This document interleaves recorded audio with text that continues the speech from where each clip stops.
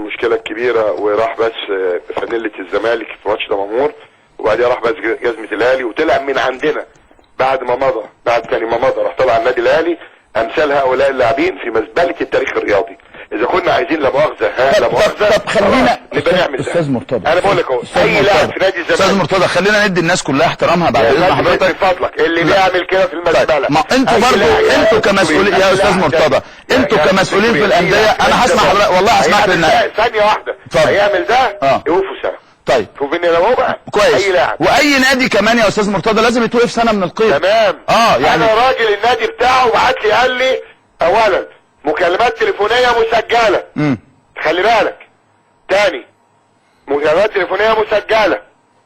فهذا كلامي واضح.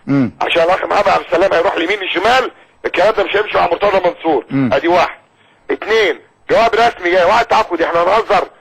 ده راجل بعت لي بيقول لي انت عايز. هو المشكله في الزمالك والمقصه ايه؟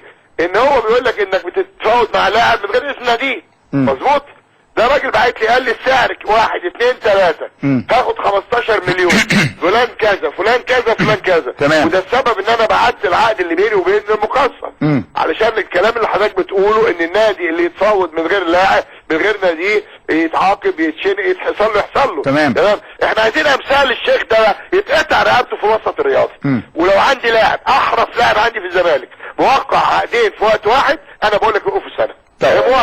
انما التهديد وكان يحصل النادي الاهلي يعمل حاجه تاريخيه تبقى جغرافيه يا استاذ شوبير. تاريخيه ايه؟ لا معلش انا بقول معلومات يا استاذ مرتضى انا عندي معلومات بقولها وانا مسؤول عنها. يا اللي السحب ما يروحش يا فندم انا بتكلم على معلومات يا استاذ مرتضى انا بتكلم على معلومات عندي وانا راجل اعلامي وعارف انا بتكلم فيه. انا بقول لك القضيه التي تخص نادي الزمالك الان الطياره مخطوفه يا استاذ احمد. يا استاذ مرتضى حضرتك دلوقتي جميل انت بتتكلم على قضيه نادي الزمالك. انت تؤكد ان الاوراق والعقود اللي موجوده معاك صحيحه. في الوقت نفسه انه النادي الاهلي بيؤكد انه العقد اللي حضرتك قدمته ده كان عقد قديم، الولد مضى على بياض. وانتوا يا فندم بكمل لك بس وجهه النظر الثانيه يا استاذ مرتضى. والله هتتكلم زي ما انت عايز، والله العظيم هتتكلم زي ما حضرتك عايز.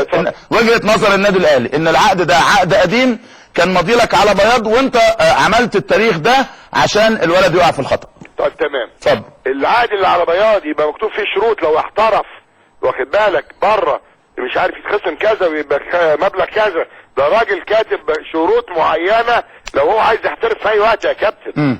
ده كلام هبل اللي بيتقال ده. وعايز النادي الاهلي بقى بصراحه يرجع النادي الاهلي الكبير ويسيبوه من اسامه خليل والشام والاشكال دي. انا بقول لك اهو تاني اقسم بالله احنا ما كنا هنقدم حاجه وكنا على فكره انت عارف احنا قدمنا الشكوى امتى؟ امتى؟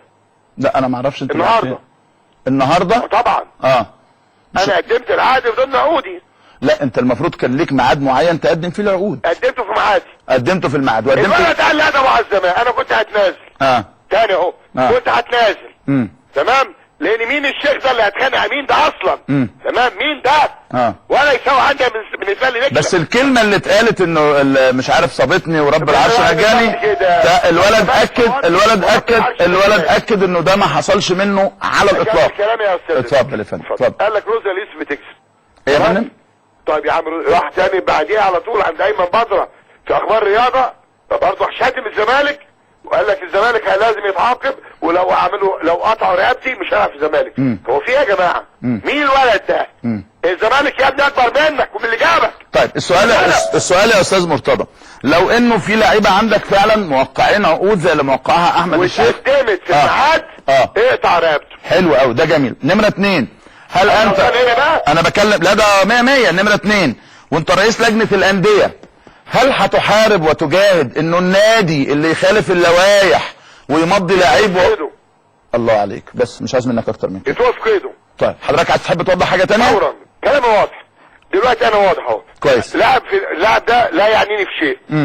لولا ان هو غلط في نادي زي هو انا مش كنت اتنازلت انت ناسي ان انا اتنازلت المؤمن ولما جالي محمد عبد بالليل مع الدكتور مدحت العدل لو تفتكر مين اللي عمل الازمه؟ مين اللي قال لك لازم ناخد لغايه اخر المشوار؟ مين اللي راح مقدم شكوى في خالد قمر ومعروف يوسف؟ لا بس انت اللي قدمت الاول في باسم علي خلينا بس نفتكر التاريخ. اتفضل. انا قدمت في حاله واحده لما الاستاذ محمود صبري على لسان نادي الاهلي محمود طاهر، برضه يا جماعه فرق بين محمود طاهر ومرتضى منصور الزمالك. تاني لما محمود طاهر اللي في النادي الاهلي، تاني اللي في النادي الاهلي مش دعوه يا جماعه موافق عليه مش موافق، دي قضيتهم هم. اللي محمود طاهر عند محمود صبري اتعمل يوم السبت في العدد الاسبوعي ان مؤمن خطفناه وهددناه وكنا هنقتله، وهو مكلمني انا شخصيا قال لي من فضلك خليه يزودوا له 400,000 جنيه، وانا ما كنتش عايز، والله ما كنت عايز اصرف محمد عبد الوهاب. تمام. لما عمل كده قلنا لا بقى انت دلوقتي بتتمنا احنا زورنا العقد. نفس القصه دلوقتي. طب اسمح لي يا استاذ، اسمح لي يا استاذ مرتضى، يعني دايما حضرتك بتستشهد باحاديث وجرايد ومواقع، وفي النهايه ما بقاش عندنا حاجه في ايدينا، يعني ما شفناش الولد مثلا او اللعيب، انا بقول ولد لان هم من دور ولادنا. لا معلش بس اولا الاستاذ محمود طاهر، المهندس محمود طاهر علاقته مع محمود صبري متوتره من فتره طويله. واحده من فضلك اتفضل. في الوقت ده من السنه اللي فاتت كان محمود صبري ومحمود طاهر سمنه على العسل. يا استاذ مرتضى، هل انت هتطلع مع صحفي تقول احنا خطفنا لعيب؟ مش هتقدر تقول الكلام ده، ولا رئيس النادي الاهلي هيطلع يقول هذا الكلام يا استاذ مرتضى. ايوه ترجع للارشيف، عندي الارشيف يوم السبت. تمام مكتوب كده ان احنا خطفناه. انت كرئيس نادي الزمالك هتطلع تقول انا خطفت لعيب من الاهلي؟ عمرك ما هتقول كده، ولا عمر المهندس محمود طاهر هيطلع يقول هذا الكلام. الصياغه استاذ مرتضى، الصياغه الصحفيه انت عارف ما بيبقاش اللي بيعمل حوار مسؤول عنها. طب خلاص حضرتك انت دلوقتي اتفضل من فضلك.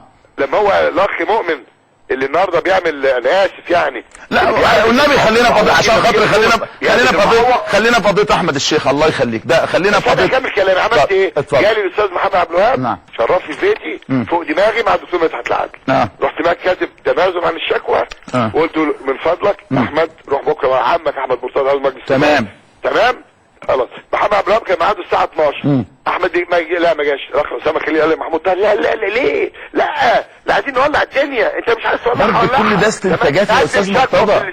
ثانيه واحده، قدم شكوى في الاثنين. انا رحت بنفسي بقى بالتنازل، واسال الاستاذ جمال علام، ورحت مسلمه التنازل، قلت له اتفضل ادي التنازل بتاعنا عن الشكوى بتاع مين، قبل ما يقدم بقى الشكوى بتاعت الاخ الثاني. تمام. راح مقدم ضد معروف وضد خالد قمر. طيب ولك وبنكمل. ماشي. انا بقى مكمل. طيب خليني اقول لك انه يعني في شكوى النادي الاهلي بيقولوا ان انت كنت المفروض تدفع القسط الاول من مستحقات احمد الشيخ يوم 1/8 وده لم يحدث. تمام. طيب يبقى ده من العقد لاغي. مين اللي قال لك العقد لاغي؟ ما انا بسالك اهو. يعني انا بس زي العقد زي بلاغي، واخد بالك؟ طب ما انا عندي لعيبه اتعاقدت معايا، انا مش متعاقد مع 9 لعيبه، في لسه لعيبه ما هبطتش ولا قسط من اول ولا قسط لغايه دلوقتي. خلي بالك. انما انا بوري بالظبط حضرتك بتوقع انت عارف المشكله ايه؟ ان لما راح النادي الاهلي قال له فلوس اكتر، هي دي المشكله. انا مش عايز اكلمك على اسرار انت عارفها. شوف عقود النادي الاهلي، شوف اللاعب ابو 8 بقى ب 28، اللاعب ابو ب 2000 دولار بقى ب 45 مليون. هو اللي اغراه الفلوس، واخد بالك؟ وبعد ما قال لك انا زملكاوي وبحب الزمالك، وانا قلت كلام منتهى الاحترام لو تفتكر، قال لك انا عندي مشكله مع احمد عيد عبد الملك عشان ماتش المقاصه، وحصلت مشكله بينهم. طلعت قلت ايه؟ قلت له تعالى يا ابني النادي، انت موقع مع النادي، تعالى اتفضل، لو هي دي فعلا السبب الحقيقي انا اسلمك عقودك، اديك عقودك اتفضل، انا ما غلطتش. تمام. انما راح غلطان في الزمالك ورب العرش رجاني. وفي يا ابني نادي الزمالك هو نادي الزمالك اللي هم ما يعرفوش، اول نادي مصري المفروض كان رايح كاس العالم للانديه. انت لو تفتكر 2002 كابتن شوبير، نادي الزمالك ده خد 5 بطوله ابطال دوري، واخد بالك؟ او الاهلي كان عنده 3 بقى، الله يعني الله بقى يكرم ممدوح عباس في 10 سنين، ده 8 ولا 9 وده لسه 5. فانا بقول له بادب، مش ادب شديد، الادب هنشيلك فوق دماغنا يا كابتن شوبير، فوق دماغك. طيب. انما تغلط في النادي اللي انا بمثله لن اسمح بذلك. طيب. انا مش اقصديا، اقسم بالله لو واحد زي محمد عبد الوهاب تاني بقول اهو جاب اللاعب وجاب وقال لي الولد اهو غلط وبيعتذر، نتنازع عن الشكوى بعد 5 ثواني. طيب كلام كويس، وانت بتفتح الباب، وده امر متروك لمجلس اداره النادي الاهلي وصديقك محمد عبد الوهاب. خليني اسالك سؤالين مهمين جدا. سؤال عارف ايه؟ السرح ما يقول لك ما بنستلحش.